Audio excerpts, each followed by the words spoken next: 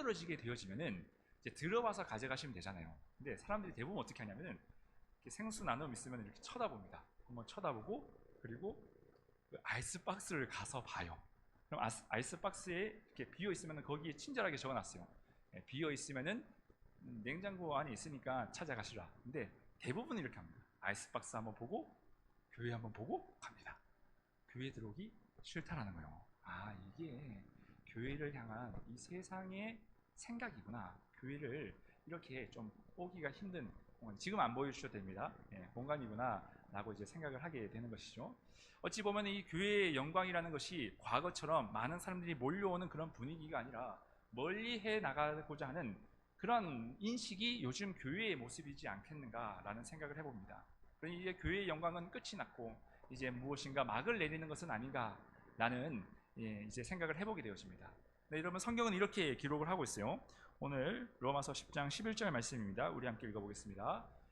성경이 이르되 누구든지 그를 믿는 자는 부끄러움을 당하지 아니하리라 하니. 아멘. 자, 분명히 언급을 하고 있습니다. 예수님을 믿는 사람은 어떻게 해요? 부끄러움을 당하지 아니하겠다. 네, 여러분 제가요 코로나 기간 때 한 번은 이렇게 식당에 간 적이 있어요. 검은색 양복을 입고 어디 잠깐 갔다 오는 시간에서 이렇게 성경책을 들고 식당에 갔다 온 적이 있습니다. 누가 보더라도 저 사람 목사이구나 라고 생각이 되는 그런 이제 모습이었죠. 근데 제가 그때의 모습을 아직도 잊지 못합니다. 사람들의 그 차가운 시선과 경멸했던 그 눈빛. 제가 뭐 죄도 안 지었는데 제가 마치 들어오지 말아야 할 사람처럼 여겨짐을 받는 것을 제가 느꼈던 적이 있습니다. 이런 것들을 생각해 보게 될 때 예수 믿는 것은 참 부끄러운 일 아닌가. 근데 오늘 성경에 보니까 예수를 믿으면 부끄러움을 당하지 아니하리라. 그리고 12절에 이렇게 기록하고 있습니다. 네, 함께 읽어보겠습니다. 유대인이나 헬라인이나 차별이 없음이라 하물이신 주께서 모든 사람의 주가 되사 그를 부르는 모든 사람에게 보여하시도다. 아멘. 자, 오히려 예수님을 믿는 자들을 부끄러움이 아니라 부유하게 하시겠다라고 성경은 약속하고 있는 것이죠. 이것은 무엇을 의미하는 것일까요? 여러분, 세상이 말하는 영광 그리고 교회에서 말하는 이 영광은 다른 의미가 있다는 것을 지금 언급하고 있는 겁니다. 우리가 세상이 말하는 영광과 이 성경에서 말하는 영광은 비교해서 우리가 생각해 보아야 합니다. 여러분, 세상이 말하는 영광은요, 이것은 모두 다 사라질 영광입니다. 이걸 잘 기억하셔야 돼요. 세상에서 보여지는 많은 영광들이 있는데 이것은 나중에 시간이 가면 다 없어지는 영광이다 라는 것을 의미합니다. 가장 잘 알 수 있는 장소가 바로 장례식장입니다. 우리가 누군가를 고인이 되어서 가족들을 조문하기 위하여 장례식장에 갈 때가 있습니다. 그렇죠? 근데 거기에 가보면은 많은 화환이 있어요. 화환의 개수가 많으면 많을수록 어떻게 되죠? 그 사람이 살아생전에 꽤 괜찮은 사람이었다 라는 것을 표현하는 것이죠. 또 화환을 보낸 사람들의 그 사회적 지위가 높으면 높을수록 그 사람이 고인이 살아생전에 예사롭지 않은 사람이다 라는 것을 인지할 수 있습니다. 예를 들어서 화환에 대통령이 보낸 화환이 있고 또 국회의원, 시장이나 도지사가 보낸 화환들이 쫙 깔려 있다. 그러면은 와, 이 사람 참 대단한 사람이구나 라는 것을 인지할 수가 있습니다. 네, 여러분, 화환의 개수가 아무리 많을지라도 그걸 보낸 사람들의 지위가 높다 할지라도요, 죽음 앞에서는 그 모든 화환과 영광은 사라지게 되어 있습니다. 어떻게 할 수 있죠? 장례식장이 끝나보면 알 수가 있어요. 3일 딱 끝나고 나면은 그 많던 화환은 다 어디로 갑니까? 다시 꽃방으로 들어가거나 아니면 쓰레기통으로 가게 되어집니다. 아무리 화려하고 찬란했던 영광이 있었을지라도 죽음 앞에 서게 되어지면 모든 것이 다 무용지물이 되어진다는 것을 의미하는 거예요. 이것이 바로 세상이 말하는 영광입니다. 영광이라는 것은, 세상에서 언급하는 영광은 절대로 이 죽음의 경계선을 넘어갈 수 없다는 것을 이야기하는 거예요. 하지만 아이러니하게도 성경에서 말하는 영광은 어떤 것일까요? 성경이 말하는 영광이라는 것은 오히려 죽음 앞에서 완성이 되어집니다. 어떻게 알 수가 있을까요? 예수님을 보면 알 수가 있습니다. 주님께서 십자가에서 죽으심을 통하여서 하나님의 영광이 나타나게 되었습니다. 우리와 같은 죄인을 위해서 주님께서 십자가에 피 흘려 돌아가심을 통하여서 용서받지 못할 우리와 같은 자들이 용서함을 받게 되었어요. 그리고 이것이 어떻게 되었습니까? 지금을 살아가는 우리의 마음 가운데도 감동이 되어지는 사건으로 남게 되었다는 것입니다. 여러분, 예수님은 2000년 전에 십자가에서 돌아가셨어요. 그런데 그 죽음이 지금도 우리에게 은혜가 되어지고 감동이 되어질 수 있는 것은 예수님의 죽음이 죽음으로 끝나는 것이 아니라 그 죽음으로 인하여서 하나님의 사랑을 나타내어지는 그 매개로 세워지게 되었다는 것을 의미하는 거예요. 다시 말해서 하나님의 영광은 죽음으로 인해서 완성이 되어졌다라는 것을 말씀드리는 것입니다. 여러분, 추우신 분들이 계시죠? 우리 이영준 목사님께서는 에어컨을 여기만 낮춰주시면 되고 다른 데는 안 건드리셔도 됩니다. 네, 감사합니다. 제가 말하는 건 요거만 해주시면 돼요. 여기가 아까 보니까 26도고 여기가 지금 29도더라. 29.7도였는데 지금 이제 좀 많이 낮아졌습니다. 예. 여러분, 세상의 영광은 온통 내 자랑입니다. 내가 얼만큼 성공한 개수가 많아지면 많아질수록 그것이 영광이라는 이름으로 나타나게 되어져 있어요. 하지만 여러분, 하나님의 영광이라는 것은 무엇일까요? 철저히 하나님의 영광은 자기 헌신을 통해서 완성이 되어집니다. 내 희생과 내 수고와 내 눈물과 땀방울을 통해서 나타나게 되어지는 영광이 바로 성경이 말하는 하나님의 영광이라는 거예요. 누군가를 사랑하기 위하여서 내 자신을 쳐서 복종하였다. 이것이 바로 하나님의 영광이 되어지는 것입니다. 내가 예수님을 믿는 이름이 가지고 있기 때문에 누군가에게 양보했던 흔적이 있다. 손해본 일들이 있다. 이것이 바로 하나님의 영광이라는 것입니다. 세상이 말하는 영광과 하나님이 말한 성경에서 나오는 하나님의 영광은 다른 개념이라는 것이죠. 그런 차원에서 여러분, 하나님의 영광은 아직 교회를 떠나지 않은 줄 믿으실 수 있기를 축복합니다. 교회 안에는 아직까지도 헌신하시는, 주님의 이름을 위해서 손해보는 일들을 감당하시는 분들이 많이 계세요. 제가 군대 제대하고 난 뒤에 죄송합니다. 제가 군대에서 육군 훈련소에서 신병 훈련을 이제 마치고 난 후에요. 대전에서, 제가 논산에 있었는데 대전에서 이제 서울로 기차를 타고 이동을 하게 되었습니다. 밤늦게 서울에 떨어지게 되었는데 기차에서 버스를 타기 위해서 이렇게 이동하는 시간이 있었어요. 그래서 군인들이 막 엄청나게 많은 군인들이 내려가지고 우르르 지나가는데 그때 교회에서 나오신 분들이, 제가 지금도 기억을 해요. 교회에서 나오신 분들이 이 빵이랑 우유를 막 잔뜩 준비해가지고 막 나눠주고 있는 거예요. 그 지나가고 있는 그 군인들에게. 근데 그 사람들이 한마디도 예수 믿으세요, 교회에서 나왔습니다 라는 얘기하지 않았어요. 근데 다 알고 있었어요. 아, 저분들이 교회 여자 집사님이겠구나, 권사님이겠구나. 그것이 얼마나 따뜻한 감동으로 지금 저희에게 남아있는지 모릅니다. 여러분, 하나님의 영광은 아직까지 사라지지 않았습니다. 우리 부산연합교회도 지금 하나님의 영광이 찬란하게 지금 지역 가운데 전파되고 있음을 저는 믿습니다. 왜냐하면 우리 교회는 무엇을 하고 있죠? 장날마다 생수 나누기, 우리가 나눔을 하고 있어요. 여기 섬겨보신 분들은 아실 겁니다. 우리가 근처에 있으면 꼭 그냥 가시는 분 한 분도 없으세요. 어떻게 하시고 가시죠? 고맙습니다, 좋은 일 하시네요, 교회가 훌륭합니다, 항상 칭찬하는 이야기를 듣고 가는 모습을 보게 되었습니다. 우리가 때로는 인간적인 눈으로 봤을 때, 세상적인 관점으로 봤을 때 이걸 왜 해야 되나 라는 생각을 들 수가 있습니다. 하지만 여러분, 예수 믿는다는 것은 여러분, 우리가 희생하고 섬기고 헌신함을 통하여서 우리가 세상을 섬기고 주변의 사람들을 섬기는 것, 이것이 바로 하나님의 이름을 높여드린다는 사실을 여러분 기억하실 수 있기를 주님의 이름으로 축복합니다. 갈라디아서 6장에 보면은 사도 바울이 자신이 자랑할 것은 예수의 흔적밖에 없다라는 고백을 하게 되어집니다.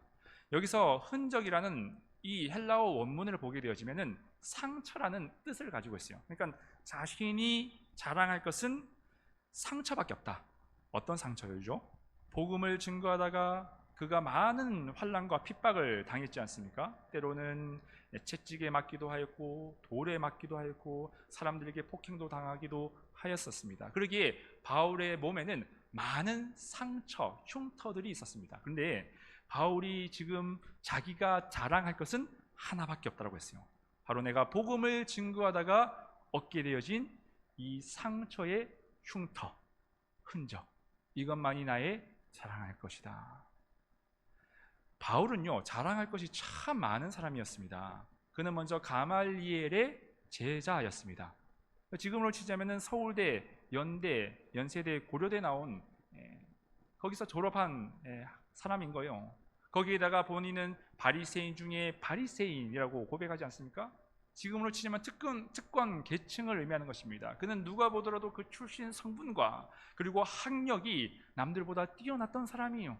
그러기에 누군가를 만날 때 저 어느 대학 졸업한 사람입니다, 가말리엘 밑에 있었습니다 라고 그는 자랑할 것이 있었을 거예요. 하지만 사도 바울이 자랑한 것은 무엇이라고요? 나는 예수의 흔적밖에 없노라. 복음 증거하다가 얻게 되어진 이 상처와 흉터만이 나의 자랑이다라고 고백을 한 것이죠. 여러분, 우리가 하나님 앞에 가게 되었을 때 하나님 앞에 가게 되었을 때 우리가 하나님 앞에 무엇을 이야기할 수 있겠습니까? 하나님 우리에게 분명히 말씀하실 거예요. 질문을 하실 겁니다. 너가 세상에서 어떻게 살았느냐? 그때 우리가 주님, 저는 자녀를 잘 키웠습니다. 그래가지고 좋은 대학에 보내고 훌륭한 사람을 만들었습니다. 혹은 저는 부동산 투자를 잘해서 많은 땅을 남겼습니다. 많은 그 물질을 소유하였습니다 라는 것을 하나님께서 보시겠습니다. 하나님께서는 분명히 질문하실 거예요. 너가 예수의 이름 때문에 얼만큼 손해 보았는가? 너는 용서하지 못하는 사람을 얼만큼 사랑하려고 몸부림을 쳤는가? 너가 주님의 이름 때문에 고난당한 흔적이 있는가? 라는 것을 반드시 질문하실 겁니다. 왜 그렇죠? 예수님께서 그 길을 걸어가셨기 때문이라는 거예요. 하나님의 아들이 우리를 위해서 희생당하시고 손해보시고 지지 말아야 할 십자가 위에서 자신의 모든 것을 쏟아놓으셨고 그것을 통하여 하나님의 영광을 나타내신 분이시기 때문에 하나님은 우리에게 반드시 그 질문을 하실 겁니다. 너가 예수의 이름 때문에 손해본 것이 무엇이냐? 너가 복음을 위해서 어떠한 희생을 감수하였느냐? 여러분, 이 질문에 주님, 제가 사랑하였습니다, 양보하였습니다, 남을 위하여 한 발자국 뒤로 물러섰습니다 라는 고백이 많아질 수 있는 저와 여러분들의 신앙이 되기를 주님의 이름으로 축복합니다.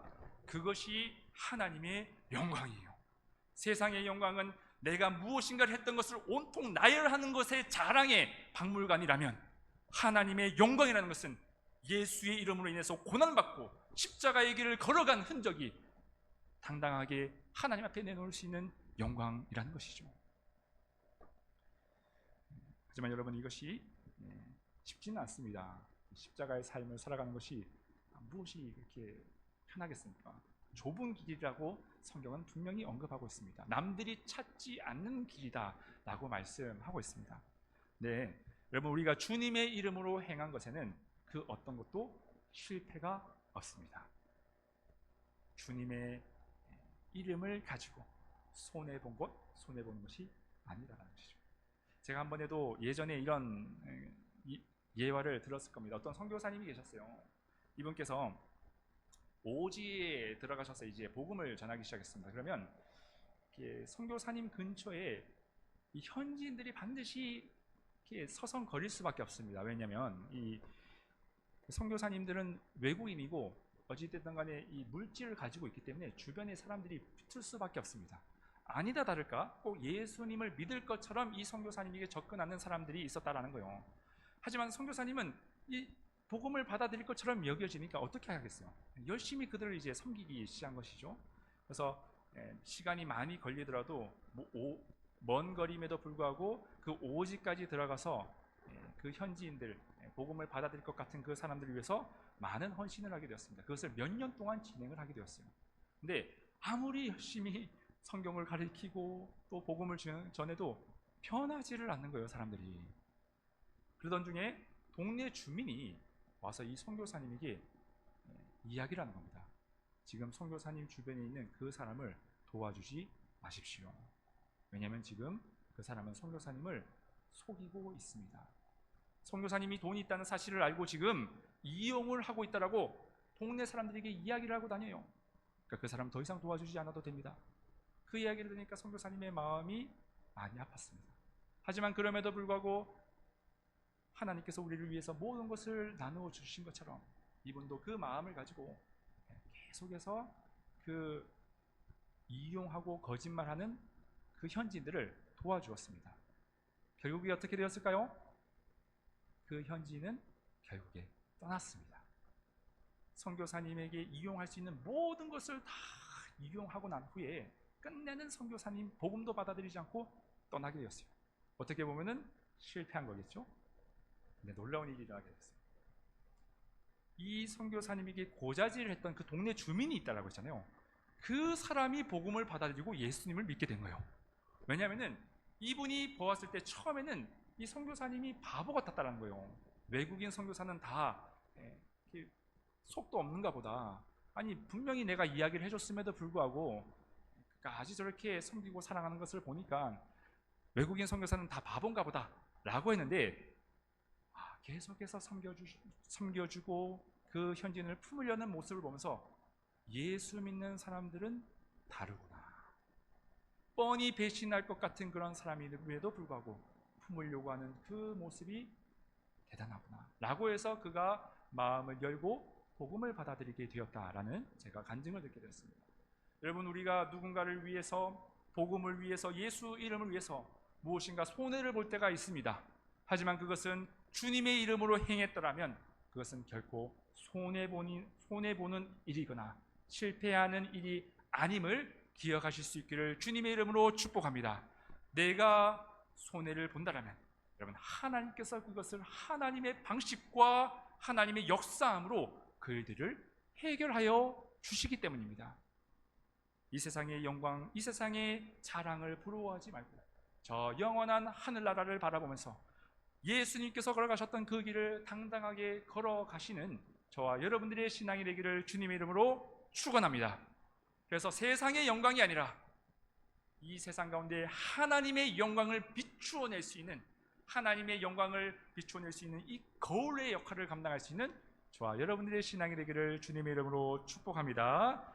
이 시간 말씀을 기억하면서 함께 기도하였으면 좋겠습니다. 우리가 주님의 이름으로 무엇인가를 행하였을 때 마음에 상처되는 일들이 있을 때가 있습니다. 내가 남들에게 이용만 당하는 것은 아닌가라는 생각 때문에 주저주저할 때가 있습니다. 하지만 여러분, 주님의 이름으로 행한